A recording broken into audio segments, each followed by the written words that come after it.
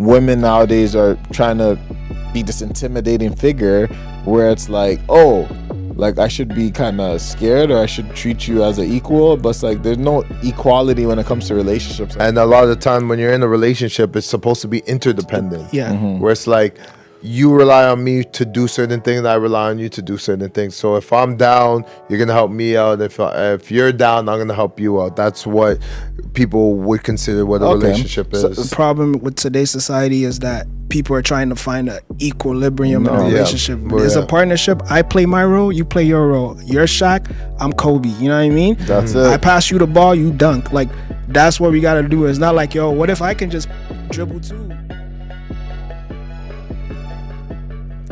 So we back at it again in the podcast studio with our man TJ. Yep. Let's get it. You know? Man, you are back here, and how many times have you been This at is the my podcast? third episode. Okay. Yeah, I'm far from normal at There this we go. point. Exactly. Far from normal for You sure. heard it first. Yeah, for sure. And what would you say your experience has been since you've been on the podcast? I mean, and it's what been you've a done? very positive experience. Okay. I like the fact that, you know, I get the opportunity to articulate myself. Yeah. And I kind of even learn things for myself and how I think and how I come across, just even watching myself or listening to myself that I wouldn't be privy to do if it wasn't for this opportunity. See, that's interesting because you have a very calm demeanor even when you speak on the mic. Yeah. You know, and it's always interesting to watch yourself speak because we're always in conversation, but we never really know what we're illustrating to the world when we're in Exactly. conversation with somebody else. So you get to see a personality or a side of you that you're not accustomed to seeing. So I think that's very interesting. Fuzzy, what about yourself? What have you learned about, you know, our experience out here just doing the podcast, being on camera? What aspects did you learn about yourself? Man, a lot. You first of all, I think there's not any platform where you can kind of see yourself speak in a conversational piece. Okay. You can see yourself on social media, maybe doing something, maybe traveling, having fun, you know, little things like that, like just documenting things you do.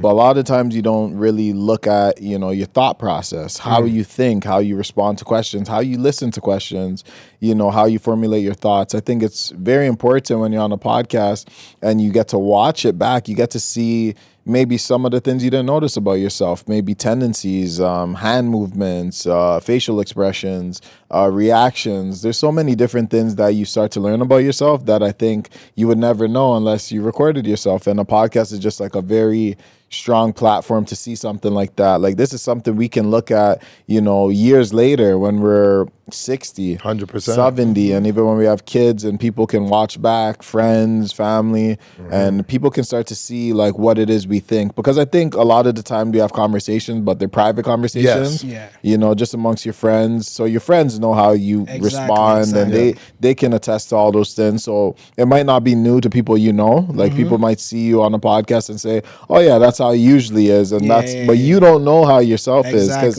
you're not looking in the mirror to, you know, see your own reactions and how you're responding. So I think just being on a podcast and having that type of reference point is good for your social skills as well. I mean, it helps you understand how to talk with individuals when you're doing a sit down, how to, you know, condense your thoughts and kind of, you know, portray what it is you have on your mind. So I think it's just important to have these type of conversations, especially when they're recorded, just because, again, it gives you the ability to understand who you are and improve on certain things. If you want to improve in the way you speak to people, the way you respond to people, I think a podcast is a great vehicle for that. Facts. 100%. And I would agree with that. I can attest to that just because I remember a little while ago, I went on this platform. It's called Toastmasters.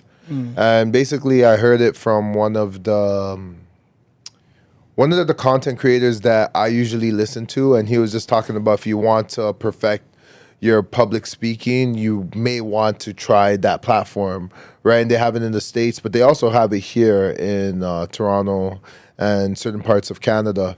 So I tried it, right? I went online and I tried it. There's a Zoom call, and basically it's like a public speaking platform where they tell you to like talk about certain things.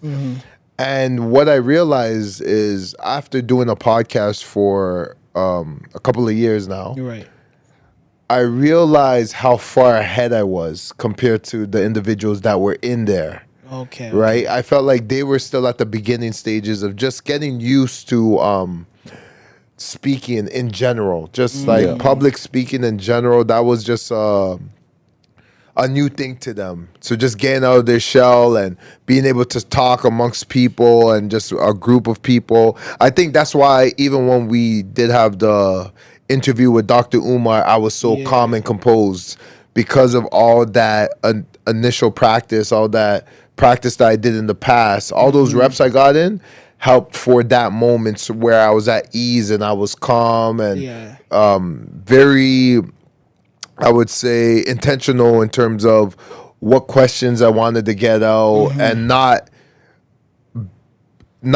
feeling overwhelmed. You know what I mean? I seen them as a person instead of this deity where people, when they see celebrities, they're like this deity, like this god, like, oh my God, I'm in a room with this man that I seen on television, or I seen him on YouTube, or I seen him on this platform and that platform, and he's connected to this person, and he's connected to that person. They start acting weird. Yeah, I never so really they start had that acting weird. problem, though. I always think, like, even when I see celebrities or even concerts, I go there for the performance, not the person. I don't really care too much about, like, I don't get fan struck. Yes. You know what I mean? Yes, but you know how people do get people do. do. People be like passing out, they're screaming. stuttering, you know, they can't speak right. They can't speak right. You know, it's that anxiety of seeing somebody that you've seen on television and how they hype them up to the world, and you get choked up. Yeah, you choked up. Yeah, and it's just because it's just this halo effect that they've created, this illusion of a person that's greater than the normal human being. What do your kids right? call it? Aura something? Aura. Yeah, exactly. There's like an aura, right? So it's funny when we think of it in that sense, and you can see a lot of that. What did you see? Like the Taylor Swift concert, that thing that was here in Toronto. You know what? That was crazy. I still don't really understand it. Basically, I realize how small of a minority we are. Yes. Because it's like, I have a lot of people. I thought I knew a lot of people, but I remember, like, I only probably seen like 2 people on my Snap go for those 6 days. Yeah. But it was such a big deal. Yeah. And, like, it sounds wrong to say, but if Taylor Swift came into this room right now, I'll say what up and I'll walk past her. Like, that's what the craziest part is. You know what I mean? Like, that's what the craziest part is. I know some Taylor Swift songs. I rock with some of her music, but to me, she's such a normal person that I don't understand how she's able to sell out 6 nights in a row, Rogers Stadium. People going crazy. People are buying tickets for $15,000. I'm like, for Taylor Swift, it's insane. It's insane marketing, right? You know what I mean? That's the thing about it. Like, I never thought someone can do that since, like, Michael Jackson or someone of this caliber. Hey, I heard she brought in, like, look how she came in. She looked like she was the prime minister herself. She had a convoy. Like, she was trying to holler or something. Yeah. It was like, but she brought in like almost 300 million. Of yeah, she brought. I didn't know how much she brought in. That's what crazy. I heard. Like 2 something. Yeah, like, she brought a lot of money to the city just in those couple of days. In 6 days, almost $250 million. Well, the thing is, she's there's private sellers, there's people selling merch. There's so much things that come with artists like that, and it just shows how marketing is so powerful. Yeah. And like you said, you have not been starstruck if you've seen her. And she's just a musician at the end of the day. She's nothing like special. But again, I think that for most people, I don't think anyone in this world is that special. There's some people that I really admire, and people that I look up to in the world. I'm not saying that I'm beyond that. And there's people that I recognize their talent, like, oh, wow, this person is really, really talented. Yeah, it's really talented, an amazing person. They've done amazing things in life, and I would love to have a conversation with them, and it'd be an honor to have a conversation with them. But again, it's never at that point of idolatry where it's like, I'm thinking of spending $10,000 or $15,000 to see them perform. Some people will like take offense when you talk about their favorite artists. And of course. They'll take it personal. And I'm like, you know what I mean? This person doesn't even know you. They don't know you, but they'll defend you to the death. Exactly. Which is just crazy. The way our culture works and how social media, I think, is such a prevalent vehicle for marketing. Yes. And where, imagine if she has that much clout by herself, imagine what companies can make off of her, right? They make a lot of her. Exactly. So what I would say about when it comes to Taylor Swift it's the machine behind her that's making her this megastar. Because just like me and Fuzzy were talking about this before, he was telling me about Skip Bayless, and when he had the machine behind him, the numbers that he was bringing in on YouTube. Yes. But once the machine as had removed abandoned itself you. from him, Yes. he was a different guy. He was the numbers were different. When he went independent, you can see how much it dropped. Yeah, I mean, shout out to Skip Bayless. He's like a sports analyst. He's been doing it for over 50 years. Yeah. I actually like him.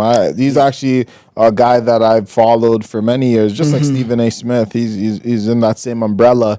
But obviously, Stephen A. Smith has built his own cachet outside of his, the media company he works for. But he still works on their media company, so we don't know how big Stephen A. would be if he wasn't behind. I think ESPN he's behind, and he gets these major deals. We don't know how big he would be. But Skip Bayless, again, like you said, he was working for, I think, First Take. Well, he was working for.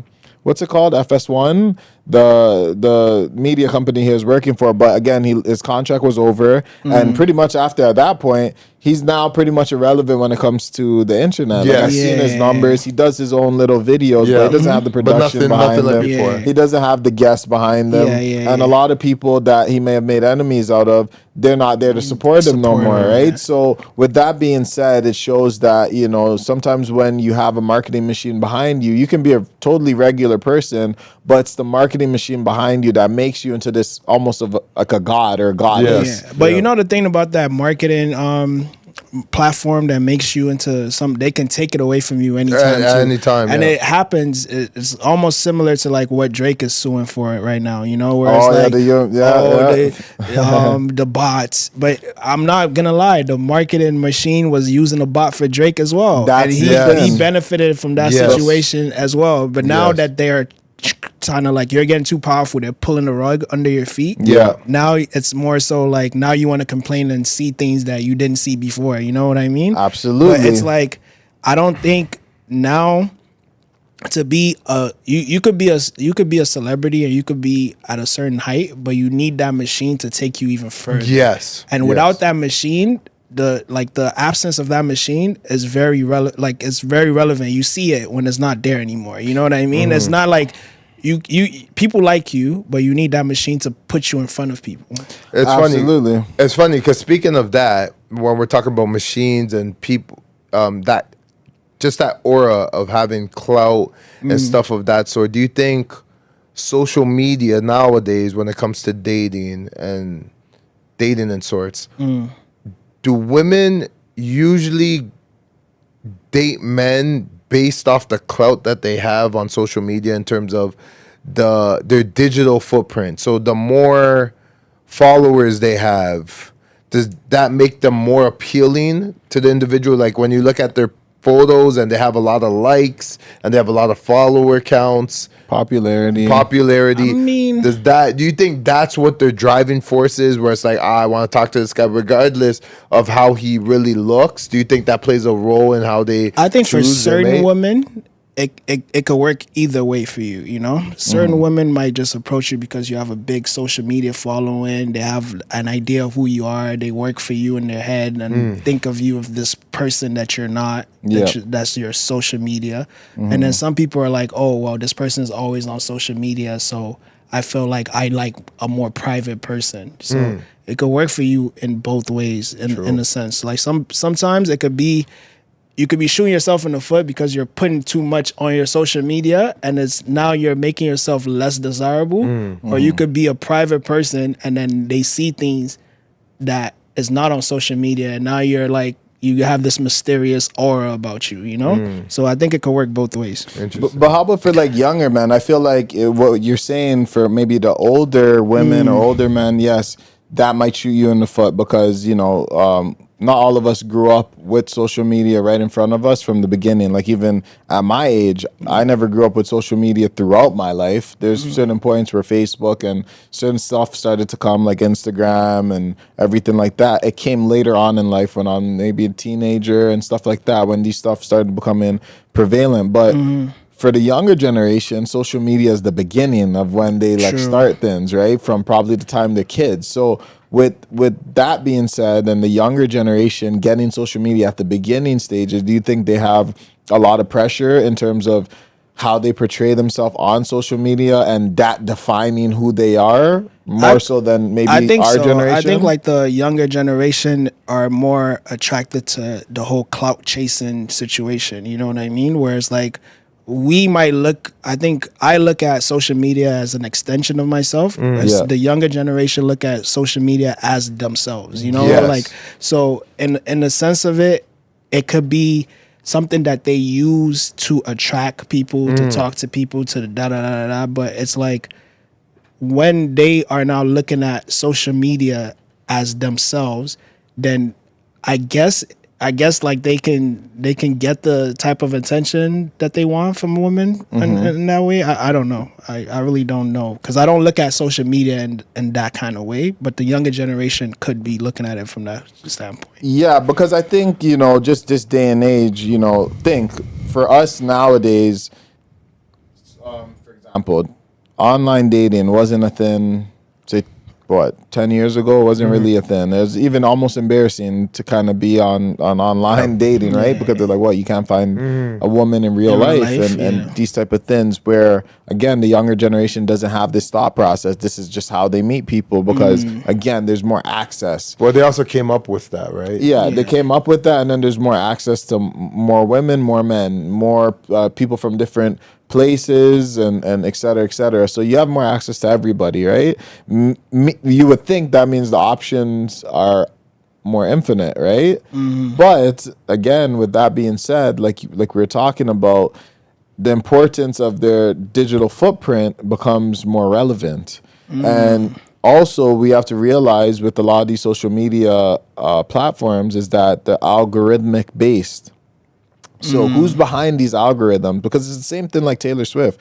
Who's behind the algorithm? Why is Taylor Swift the one that gets that type of clout and not Rihanna or not, you know, Ariana Grande or not? You get what I mean? Like, why is it not someone else? Because it seems that some people get more clout than others, but who's pushing what, and why is that person getting pushed? I don't know if you've seen the story of like some woman that pretty much she made $43 million off OnlyFans. Yes, I seen that. Sophie Rain or Sophia Rain or Sophie Rain or whatever. Like, why is she promoted more than say all the other girls? Yeah, and she's just a regular. She's pretty, but she's just a regular chick. Pretty girl. Like at the end of the day, there's lots of pretty girls in this world. Yeah, exactly. So where do you see that? Like the algorithmic stuff. And the reason I say this is because, like, say you're a guy.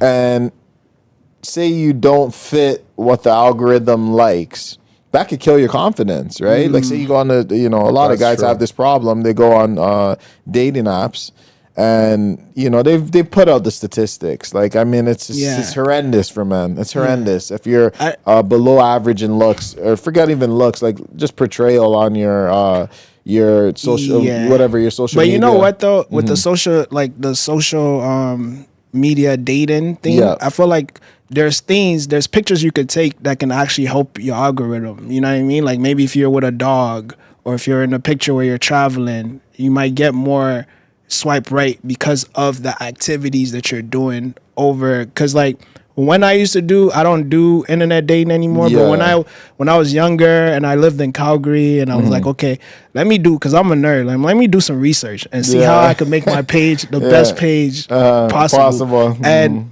I'm telling you, when I started putting certain kind of pictures of me traveling, me living this extravagant lifestyle, me with a dog, and just a bunch of things where like I understand.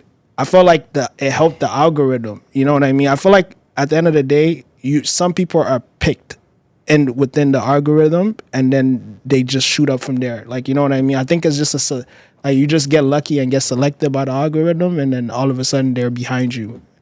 See, that's interesting. So do we have to placate towards the algorithm? Like, even if we talk about our podcast or whatever the case may be, do we have to now play towards the algorithm in terms of trying to make it, even when you're trying to make it in that field, especially if you want popularity, if you want to make your business thrive through social media and stuff like that? Do you have to play that game? Because I look at it as it being dangerous too, because now you're not authentic. Now you're doing something totally different. And that's maybe why I stopped doing internet dating, because I felt like it wasn't really me. You know what I mean? I do believe the same thing. I do honestly think the same thing, but then sometimes I say to myself, but is that truly me?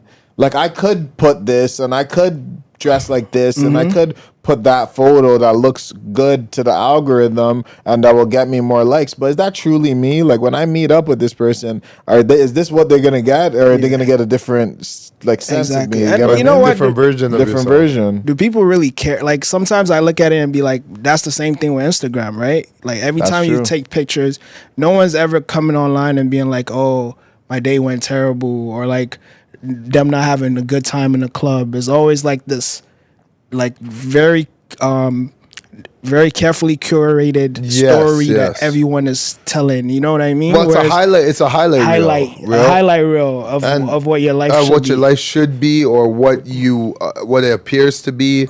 Well, the thing is, I think the reason why people do a lot of highlight reels is because people are looking at these Instagram page and say, well, if you don't have anything worth looking at, why should I look at it? Like, I don't want to look at you struggling in life. You know what I mean? I don't want to look at you going through it. Or even putting stuff that are not considered as fun and happy, and they don't want to see misery and you doing your day-to-day job. Let's say like a person is working in the sewers. Like, oh yeah, man, I'm just at work right now, just in the sewers, in the gutters, just grinding. Even if you make 100,000, it won't make no difference. Nobody wants to see that. They want to see like the glamour, the glitz, the glamour. They want to see the wins. The truth is, social media is not real. It's not real. True. No, it's fake. Curated. So I wouldn't say it's fake. It's not but fake. Curated. It's curated. Yes. And then in the sense of it, like, maybe that's what we need to do to tap it into the algorithm. Just make sure you do curated content. Just the same way, like, if you want to date and you want to have a situation and you want to look more presentable to people, maybe having a dog traveling makes you a more suitable single candidate, rather than you just sitting at home and doing the mundane stuff that you do. So in a way, social media is telling you what you need to do in order for you to be seen. But it's funny at the same time, because you could be making content that could be completely gold. Where it's like you're making great content, but because it's not following the algorithm, all of a sudden you're doubting yourself and you're doubting your own abilities and saying that maybe I don't have what it takes, because you're thinking that what you're putting out there is the issue, but when really what it is, it's the algorithm. It's not hitting what the algorithm would like it to be hitting. Yeah, that begs another question for me, at least. Like, I was just thinking about that. I've seen many videos on, guys speaking on this, and this goes back to dating, but would you say, if you're giving advice to men, would you say it's better to go after what likes you or go after what you like when it comes to dating? I would say go after what you like. I'm a strong believer in being the man that, like, goes after what I want. Not what likes you. What likes me. Because I feel like what likes me, I don't know. That's the thing about online dating for me. Sometimes I feel like online dating is like you're picking someone that likes you. Like, this person has already pre-selected you. Okay. Whereas, like, I personally like, I don't know, like, maybe I'm old school. Maybe I'm like, I like to see a woman that I want and go after her and get her because I want her, See, the reason why I asked that question, because I asked myself like this, because men have obviously depression through going after what they like, unfortunately, because everyone wants the best in this world. We all want the top-notch model, the best body, best face, flawless. Like, that's the ideal, like a lot of guys want, right? So the problem is, if we try to go after that, a lot of other men are going, dare I say, all the same men are going after the same one woman, and the same vice versa with women. All the women are going after the same couple guys, right? Yeah. So when you put it in that perspective, you're asking for disappointment for, disappointment's going to come in many shapes and forms for the men trying to get that one woman, because there's only that one woman. But you know what I think though? I think like as a man, you need to be able to deal with rejection, and you need to be able to overcome hardship of rejection, you know? Because I feel like as a man, like if I want something and it doesn't want me, I move on to the next thing. You know what I mean? Whereas for women, I think that's a harder pill to swallow. Women don't shoot their shots as much, and if they do, they don't deal with rejection as much as men do. You understand what I'm saying? Like I feel like as a man, if you're like shooting shots, and you make like your ratio is like maybe 2 out of 10. You know what I mean? And you're used to missing shots. So when you get the 2, like people might be like, okay, this guy's all right. He could shoot or whatever the case may be. But I think you need to learn how to be able to do that. I feel like when you go online and date, you're removing yourself away from the rejection that you will face as a man in society. So you think shooting a full court shot multiple times and possibly hitting one is a good formula? I didn't say a full shot, but I get what you're saying. I feel like at the end of the day, if you make one of those shots, it counts more than the shots than you making layups. So you're gonna risk for the same amount of points. That's what we're trying to say. Like, does it though? It's a 3-pointer. You know, if you was there doing a layup, it's a 2-pointer. But put in, yes, it's a 2-pointer. But if I got 10 2-pointers and just that one 3-pointer, how's that worth more than the? You see what I'm trying to say? I see what you're saying. That makes a good point. And what I'm trying to say is, shouldn't you play towards your skill set? Shouldn't you play towards? That makes sense. That makes a lot of sense. But I still feel like at the end of the day, I think like as maybe basketball is not a good analogy for that. Okay. But I feel like as a man, you are like, I don't know, like the old school thing is if my dad or whatever the situation meant in my life is like, if you want something, go get it. You know what I mean? Okay. Rather than the perception of, oh, just wait for it to come to you. Wait for it to want you before you. I think like as a man, you should at least attempt to try to get what you want. If it doesn't work out for you, then you can move on to the next thing, you know? Okay. So I see it like that. Yes, that is correct. But I think that also has to be applied to certain aspects of life. So getting what you want, it isn't me personally. If I'm trying to get something that I want, let it be in the business field. Let it be for my career. Let it be that something that's beneficial to me and that can be worked on and built for a long period of time. Let me not work on something that is volatile, something that I can't really predict, I can't really control. So my thing is, do I want to necessarily put that type of effort when it comes to chasing certain types of women? How many dates do I have to go on to realize that it's not going to work? Yeah, but you see, like, I'm not necessarily saying that if someone is uninterested in you, you should continue to chase and continue to do what you can. Okay. Like, eventually, it's just that my preference is to talk to women that I want to talk to. If I find that she's not interested in me, then I move on to the next person. It's not like I'm going to like try to convince someone to be interested in me.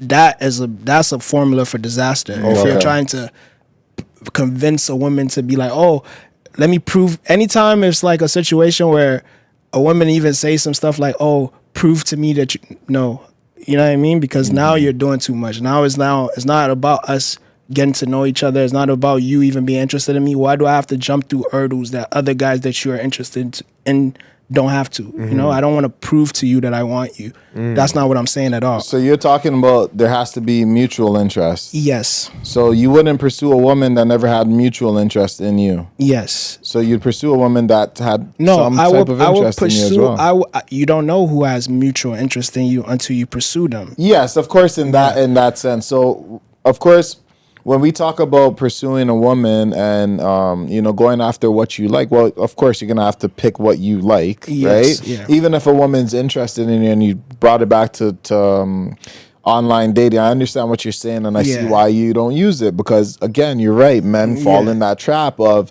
oh, this girl liked my stuff, so therefore I should match up with her because she already kind of met me halfway. Like, you're like Exactly. kind of acquiescing, like you're like, okay, we can do this because you already like me halfway. I like you. No, I don't really know if I like you, but since you like Like me, me, I'm gonna see if it can work out. Yeah. So I understand what you're saying. You're doing something reluctantly. You're not. It's not necessarily a girl you would have went after, but since you already showed some interest, you're like, let's see if something can come out of it. So I understand that you shouldn't just go based on simply somebody being interested in you. Yes. You have to be interested in them as well. But my advice to men is that there always has to be that mutual interest. Oh, for sure. I'm not trying to date a woman that's not interested in me. That's, but I'm just saying, like, go after the woman that you're interested in, because you never know if they're going to be interested in you or not. Okay, so my next question is, when you're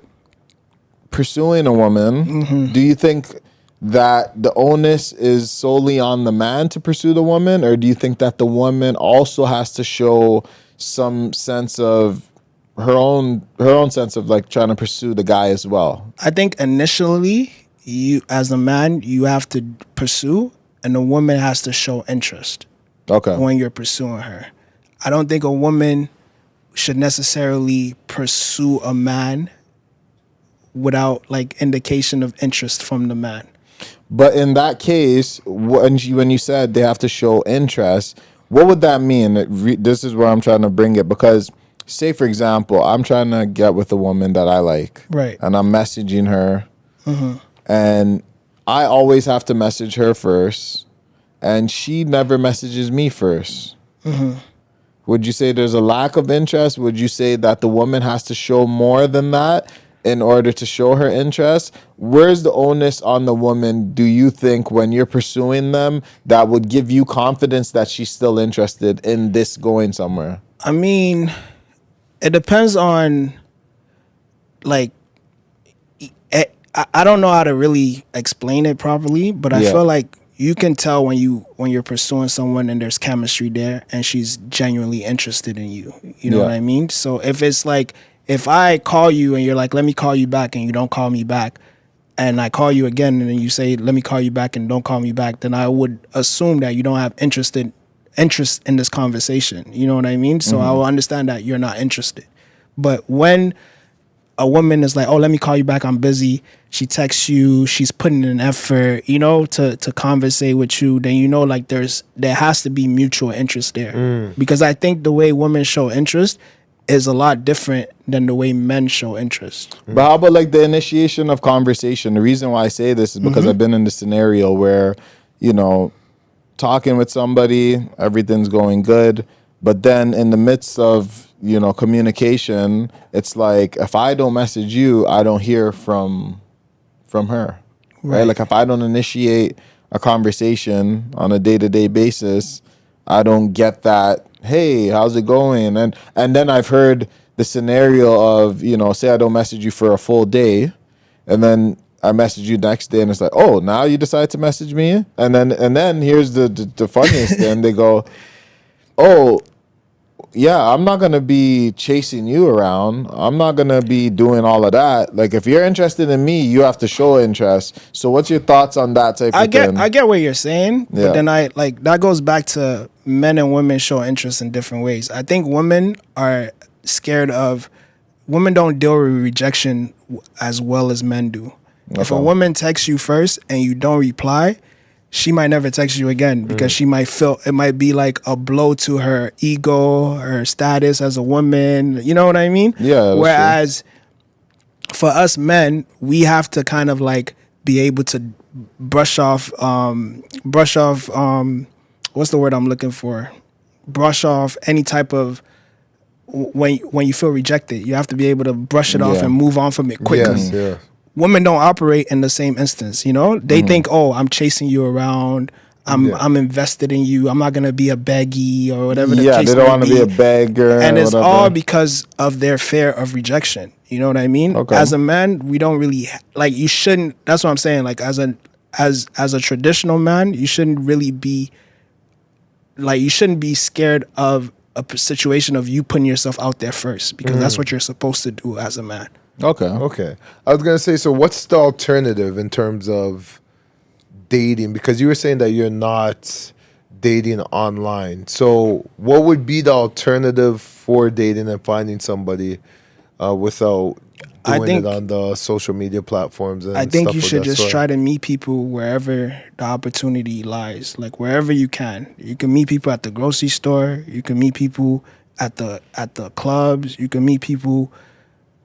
You can go to events to meet people. You can meet people at games night. So But I guess But how do the you question is, yeah, how go do on. you choose? So if you're meeting them at the club, yeah, what are you trying to get out of that? Like, are you trying to solidify something seriously, or I don't think like, as are me you as vetting? as a man. Yes. I think initially when I say I'm showing interest in a woman, is a physical interest. No, it's always gonna be physical, but I'm saying that the fact that you're meeting all these women from different locations, is it in the intentions of doing something seriously with them, or is it just a physical interest and then we're just gonna keep it there, or you need to do your tryout? Yeah, I think stage and then we'll go from initially, there. Okay. initially is because I like what I see. Okay. Yes. Once I, let's say like we're talking and I'm like, okay, this girl's cool. We have chemistry and we're talking and I'm seeing like, you know what I mean? Like I'm getting to know this person. Then it can it can lead to something more. Okay. But I think me as a person, I don't think when I pursue women initially is about, oh, I think this is the kind of girl like I want to be with, da da da da da. I just know that I find them physically attractive. Then I move from that situation, if that makes sense. Okay. One question I do have is because a lot of men would hear this and be like, okay, yeah, but I do that. I try to like pursue women that I see, whether in my communities, gym, grocery store, whatever the case may be. But how do I transition from this maybe looking like a friendship type of relationship to a romantic type of relationship? I think a lot of men have that trouble. I think personally, like I was having this conversation not too long ago. I think personally, like it's just about expressing your honest, like what you want out of the situation. And people are always having this stigmatization of friendship. Like I feel like the most important part of a relationship is companionship, Yeah. Like everything else is gonna eventually fade. Looks is gonna fade, all of that's gonna fade. So you can be a girl, like you can meet a girl and let your intention be known and also be her friend. You know what I True. mean? If you don't let your intentions be known, then you're shooting yourself in the foot. If you're letting her walk all over your intentions because you want to respect the friendship and you want to just put aside what you want out of the relationship to the back burner because she doesn't, then you're not being true to yourself. I feel like as a man, you always have to stay true to yourself and what you want out of the situation. Okay, so honesty. So when Honesty. you meet people, you should be letting them know that, look, I'm trying to pursue you on Exactly. a different level. And I'm not trying to really just be I could friends. get to know you. We could be friends. Like we can know stuff about each Yeah. other. But at the end of the day, I don't really necessarily believe that men and women could be just friends and all of that. Like I'm pursuing you because I like you. You know what I mean? Like be honest with yourself Okay. first and foremost. When Okay. you're in a situation where you're being friends with a woman, obviously you don't want to come off as a creep and you don't want to Yeah. come off too strong in the first initial when you meet someone. Of course, you have But- to take your time. yeah, but when the opportunity arises, be honest. So I have another question. This for both of you guys. What do you think modern women are currently struggling with when it comes to dating, especially if they're in shape, they're physically in shape, they look good, they're pretty, and their personality seems to be all right? What do you think they're struggling with in terms of locking down an actual mate? It's kind of tough if we're talking about women because I never really asked this question, but I think some women maybe. I think sometimes it has to do with their friend group. I think sometimes women, that have good personalities, good shape, and whatever the case may be, are limited because of their friend group. Maybe they have a group of single friends that enjoy the single lifestyle. Because I see it a lot on social media. A lot of women have, their single friends, and some of their friends are a little bit crazier than they are, right? Like to party a lot, like to, be in the club, popping bottles, because you know how it is for a lot of beautiful women. They get afforded things that, a lot of people don't. And they're in the boots and they're in We know a a couple lot girls. of scenarios. We know a couple girls like that. Oh yeah. Trust me, we all do. We all do. Well, again, and these can be good, well-to-do women, but sometimes I think they're just with the wrong crowd, and they're not really realizing that how that makes them look, especially online, because this is where we can see it all. So a lot of times these women tell on themselves by, posting certain things, showing too much of their private lifestyle. I think if women maybe concealed their private lifestyle, they'd have better shot at guys taking them serious. I think sometimes they just portray too much of what they're doing on the outside, and that just turns people off, or it lets guys know that maybe this is a woman that's not to be taken seriously. Maybe she's just a fun girl, and a lot of guys like fun girls for fun. Yeah. They don't want to take them serious, right? So isn't that why they're called a fun girl? Called a fun girl for a reason. So I think a big thing is the circle they're on, man. I think that's one of the major reasons. And then the second thing could be, them just choosing maybe the wrong type of men. Again, who they hang around with, what environments they're in will determine that. Sometimes you're around the guys that are more exciting. Guys that are popping bottles, guys that are flying you out to Miami, guys that are, into certain drugs, into certain lifestyles. I mean, you're going to have the good, bad, and ugly when it comes to that. So I think some women do get caught up in that because they get caught up in excitement a lot of the time, especially when you're younger.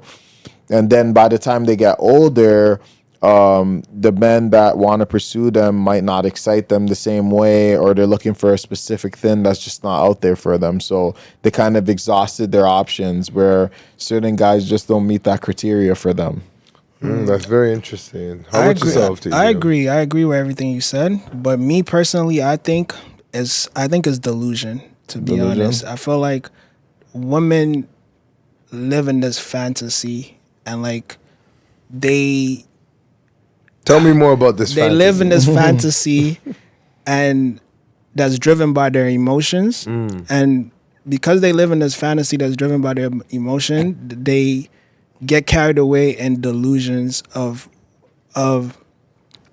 what's right and what they really want out of a relationship. If I can elaborate on that, it's just like this. Like, I think men and women, we look at things from a different perspective.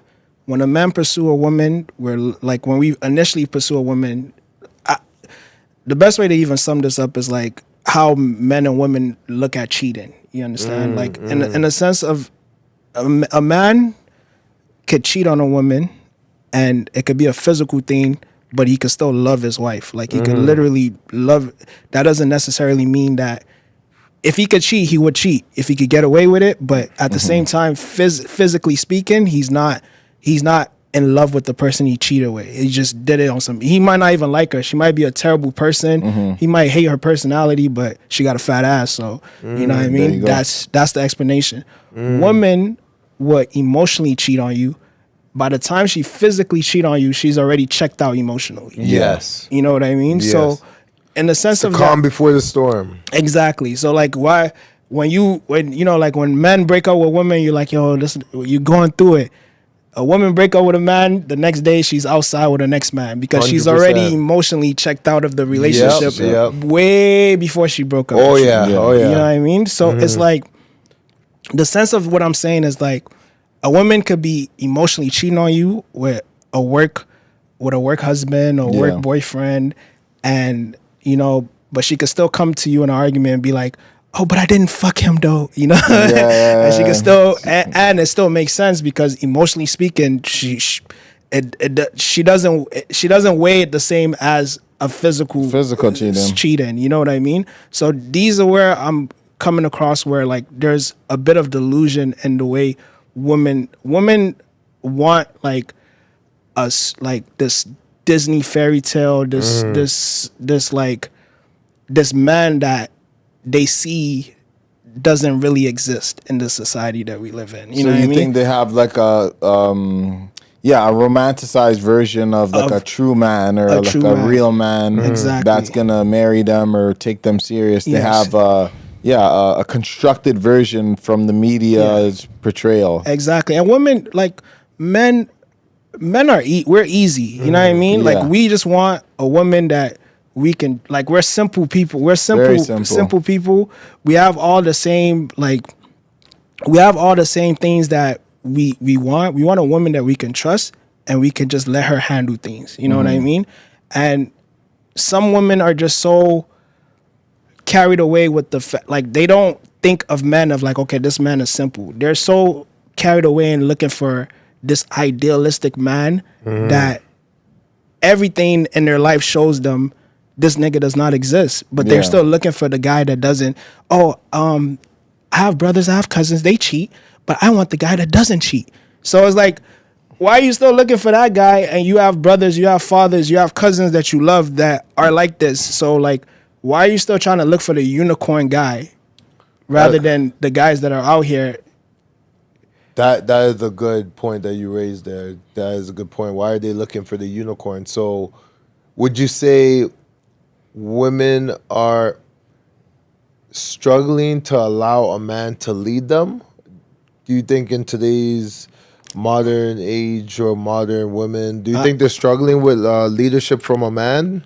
I wouldn't even say that. I think like the modern woman has this illusion of equality in her head that she's neglecting the power she has as a woman. If that makes sense. Whereas like I feel like the modern women are like, you know, like they're always making examples of what if I do this, if I go ahead and do what you do and da da da da da da da da. But at the same time, women are very powerful beings. You understand what I'm saying? Like a man could give you the keys to his whole life by you just being the right woman for him. 100%. Like he could go out and work his ass off, make millions, and he could come home and give you the keys to all of that. Yeah. But you're still, in the sense of it, you're still kind of like looking for things to be equal. That's not an equal trade. Like no woman is gonna give me that. You know what I'm saying? Yeah, I see what you're saying. Like no woman's gonna. Yeah, I see what you're saying with this, and it is true. Like you said, women have their own power, and men have their own power, and it's very different, and it's very dangerous when they want this sort of equality or this comparison of I could do that and I could do that just like as a man can do it, and it's like, well, there's no need to follow what a man can do because you have your own power that men can't do. Like men will never say I can do what a woman can do because there's certain shit a man can't do that a woman can do. For example, women have a lot of things that, think all of us wear nice clothes, get our hair done, haircuts, chains, bracelets, all these different things.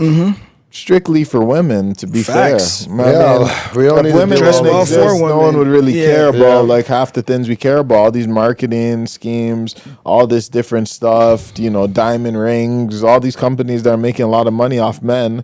It's powered by women. It's the lust for women and the love for women, lust or love, whichever it is. Look at prostitution, for crying out loud. Right. Like that's one of the oldest trades in the world. And guess what? Do you think women are going out paying for guys on the streets? They're not doing that. They're not doing it as much as men are doing it. Yeah, sure. And even if they are doing this to a smaller degree, not even comparable, right? Where men are desperately trying to get with women, like desperately. I mean, guys are committing suicide over women a lot, right? And not to say women aren't doing the same for men, but again, men, I think the suicide rates are higher for men anyway. So point of what I'm trying to say is, like you said, I think women have a lot of power on their own rights, and it gets dangerous when they try and like equalize. I think they need to understand that they could with the powers that they have, they can do a lot of good and a lot of bad.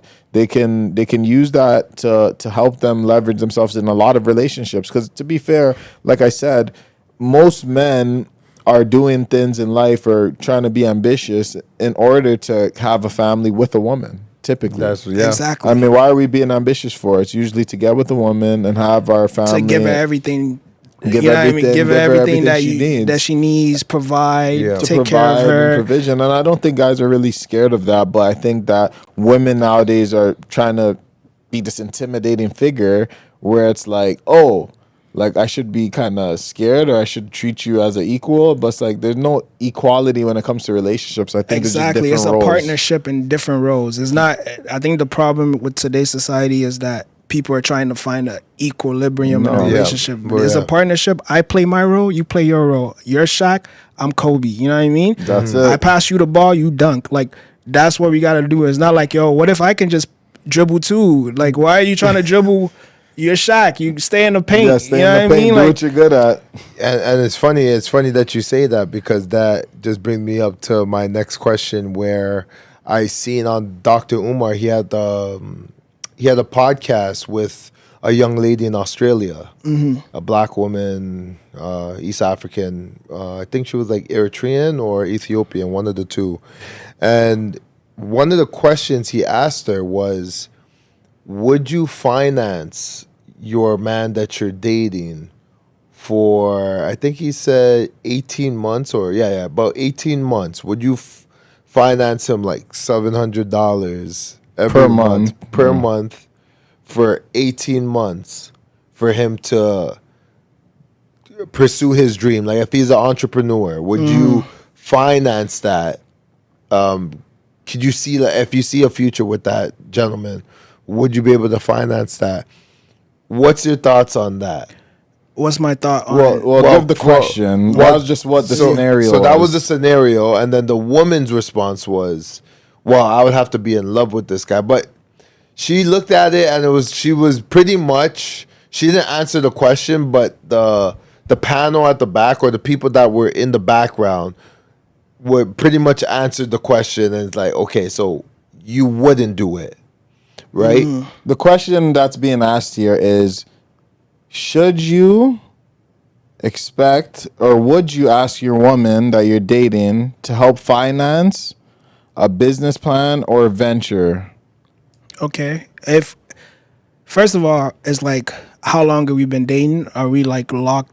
We're locked in and we're in a relationship, right? It's not like a woman that I'm just talking to. A woman that you're in a relationship. So he framed that as like 2 years. But I'm asking the question, would you ask a woman you're dating to finance a business plan or venture if it's mutually beneficial? Of course, why not? It's supposed to be a partnership, right? Okay. If it's a partnership, I think like it depends. If the women believe in what we're trying to accomplish, then and she's in a position where she could support that, why not?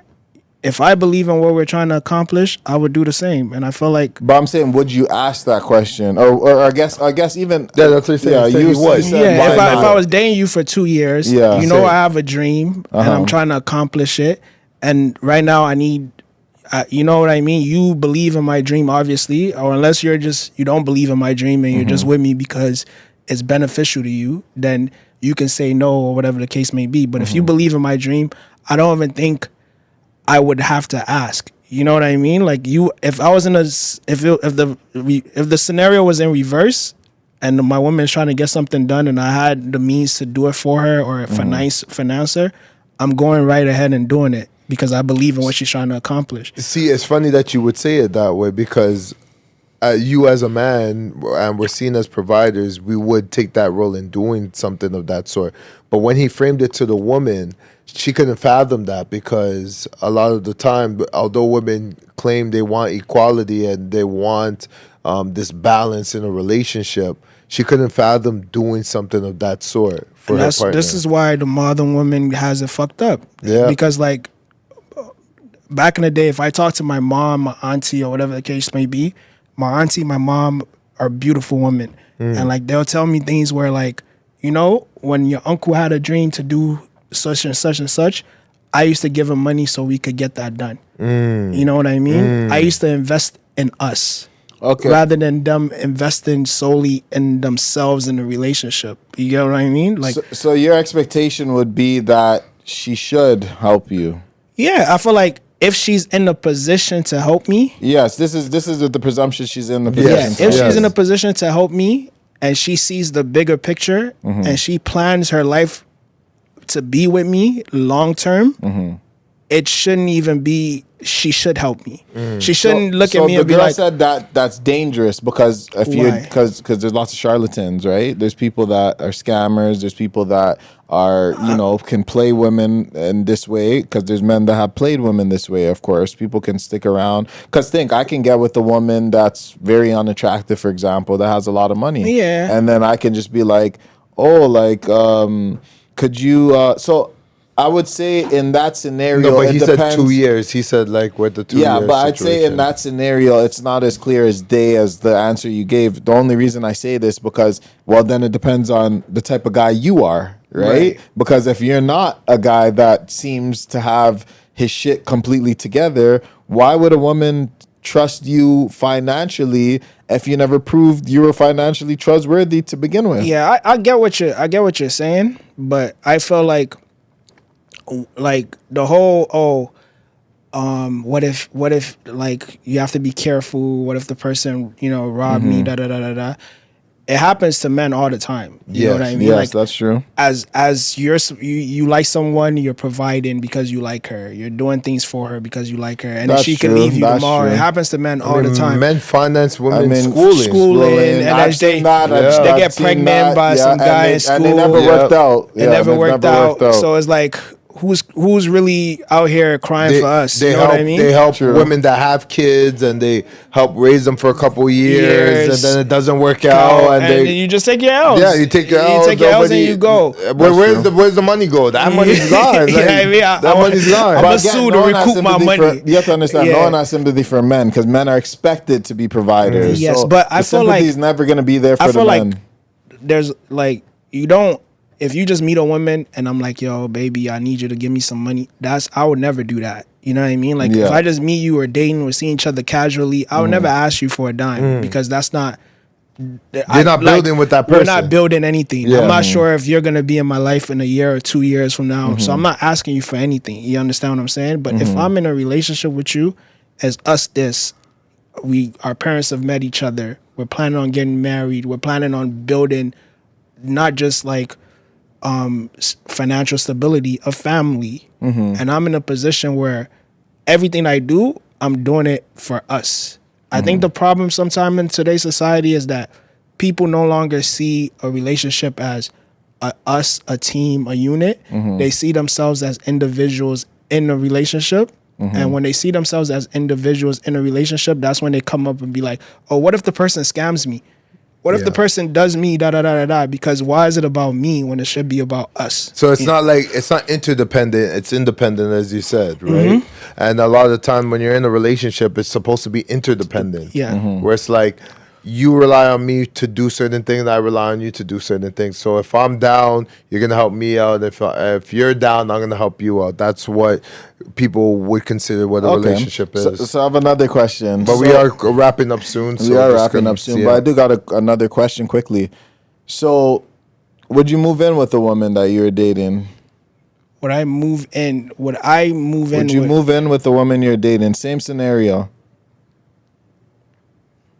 Yeah, struggling entrepreneur. Yeah, I mean, if I'm God, please don't put me in this position. But I'm saying if you need the money for entrepreneurship, say the next option is I have to live with you to save my money. If I'm paying, like, let's say I'm paying like $3,000 a month for rent or whatever the case may be, and I'm with a woman and we've been together for like 2 years, and I'm like, yo, let me move in with you for a year so I can invest the $3,000 that I'm putting into rent into the business that I'm trying to do for us. Yes, why not? But that's what a lot of people can consider a cardinal sin. Like you moving in with a woman, that's like the most egregious thing that can happen, because you lose your control as a man when you move in with the woman. Now everything's under the pretense of her being the leader of that household, because she's the one that pays the bills for that household. Are you gonna keep it forever like this? Because I'm saying that, but what I'm saying, are you willing to lose that type of leadership because you understand that you can no longer be a leader under someone else's home?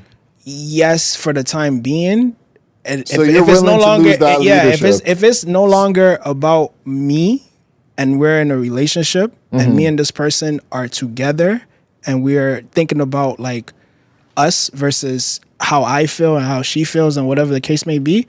Yes, why not? So I will lose that. I'll lose that for a year, and then when I get back on my feet, you know what I mean? Then I'm gonna take responsibility that a man should take. I'm not trying to keep this the way it is, you know what I mean? But if you fail in that situation, the relationship could go terribly wrong. Go back, yeah. So I was gonna say, if it doesn't work out, I'm just saying, if you're under someone else's household, that's you understand how that works. You can't fail. It's like if you're under your parents' household, you don't have the say to be like, hey, I can do what I want, and look at the leeway your parents get from you when you make it in life. You understand what I'm saying? If you been getting free rent, and you become a millionaire, who is the people you're taking care of? Your parents, right? Well, you would hope so. Hopeful, unless you were just a dirtbag. Like, some people are dirtbags. Some people are dirtbags. Don't expect you to return the favor because they've done too much for you to ever repay. Yes. But at the same time, if you're in a relationship with someone and someone holds you down to that extent, you have to make it though. You cannot. If you do that and you move it, you have to just do or die. You know what I mean? At this point, it's a desperate situation, and you have to it's a do or die situation, because if you don't make it, that relationship is going. So you think it's comfortable doing this? You honestly, it depends on how I believe in whatever I'm trying to do. If I believe in what I'm trying, this situation, it can't be a what if. It has to be like a, I know this shit's gonna work. Yes. You know what I mean? So yeah, this is my final. This is my final question. My final question is: so you think when you lose leadership, it could come back? Yes. If you. I mean, I feel like at the end of the day, you can't really lose leadership if you're in a relationship with a woman that understands what you're trying to accomplish and do. You can only lose leadership if the woman is she's looking at the relationship in relation to just herself and what she's doing and how this is affecting her life and da-da-da-da-da. But if you're with a woman that's looking at it like, okay, we need to get this done. We need to do this. Like, I'm going to play this role for this long until you get to the position where you can take care of us. So they have to just believe in the dream. That's what you're saying. Believe in the dream. They got to believe in the dream, and the dream got to be a dream that you can accomplish. You can't be playing with your life like this. So you believe modern women, they're gonna think like this. You're gonna go into their household. The modern women think you're gonna sell them a dream. You think you're gonna go there and you're gonna talk to them, and they're gonna be like, you know what? I believe in you, brother. For her to even let me move in there, she has to believe in me. There's no coerce in that situation. No one's saying that, but what I'm saying is things can change. If you know how power is. If you fail, that's what I'm trying to tell you. But they might not give you a year though. They might be okay with it at the beginning, but as months go, there's you know what? This guy's I don't think this is working. Yeah, I don't think this can work. And you know, that situation happens sometimes where you're like, oh, I don't think this is working. You kick the nigga out, he makes it, and now it's like that movie or that. He makes it now, and now you're like, oh, I was there for you when you didn't really, you're putting yourself in a ride or die situation, so you need a ride or die chick for that kind of situation. Okay. Oh yeah. I mean, hopefully that's the case if you end up being in the scenario. Let me ask you, would you be in a position where you're dating someone and you have a dream that you want to finance, and you tell whatever the situation is, and you tell her the woman that you're locked in with, this is your girl. This is not like a random girl you're getting to know or talking to. This is someone that you are with, and you guys are planning the future. Would you ask her yo, you have this amount of money saved. I need this to do this to do. You're that. right. Realistically, I would. conclusion. Yeah, Yeah, realistically, I would have to ask if that was the scenario. Realistically, who else am I gonna ask? Imagine you go ask your boy. Yeah, she say no. You ask your boy. You make it. You're not gonna look at her the same. Realistically, that would be my last resort because I wouldn't want to confuse my romance and business. That's what I don't do. What I do is that romance is romance. We keep it in that area. Business is business. We keep it in that area. Just like I wouldn't necessarily ask my parents to help fund my business because family and business are two different things. Yeah. Okay, I respect that. Yeah, I respect so that. that's But what I I'm would just do. saying, if I was, If I'm down bad, I have no options. Yeah. That's the option I'll go with. honestly though, if I'm If I'm down bad, honestly, if I'm down that bad, I'd rather go to a friend rather than go to. You rather go? Yeah, to a I'd rather friend? go to a friend rather than go to my girl or go to my family members. Yeah, I wouldn't want to lose that. But that's an ego positioning thing. in my I don't want. Yeah, it's relationship. I more wouldn't than wanna ego lose thing. My It's an position. ego thing. I wouldn't want to Yes. lose my I position. mean, I would rather not ask anybody if Of course. if it was down to it. But like if I had a woman where we're locked in and she's like we're in a go down that relationship. road. You'd have to know your girl. It depends on if it's a girl that doesn't believe in me, Yeah. she's yelling at me. She's like, "What you doing? Go get a job." And then, like I'm already Like in a you bad said, if you're scenario. super locked in. Yeah, if we're locked I can in, see a I scenario. rather ask her than to ask someone else. And if I make it, let's say like I'm in a situation where like I needed some financing. We've been together for 2 years. I needed financing for like 6 months, and I asked my girl, knowing my girl has the money, and she says, "No, I don't believe in you." I asked my boy, and he's like, "All right, yeah, go ahead," and I make it. A part of me is gonna resent her for that. Of course. course. Well, first But of all, that means she's not the one She's out for the you. picture. Yeah, Like, she's every out the resentment. picture. She's out the resentment. She's gone. She's out of there. That's what I'm saying. So it's like So what's the final word? I get then? what he's saying. Yeah. So what's the final word? For sometimes you have to test your relationship with people to know if it's real. Everybody likes it when it's all suns and shiny and you don't need them and they don't need you. Yeah. Things are beautiful. But the moment you test someone's relationship, like sometimes in a It's when scenario, it's in the hardest it's when you times. Yeah. it's when you know if that person is really there Down- for you, yeah, for you, yeah, or that yeah. person is there for themselves. That is so true. That's true, man. That is true. You do have to put your relationship to the test in order to see if it could stand the test of time. And I think that's all I Absolutely. got Facts. for this podcast. Far from no more, and we are out. Deuces. Peace.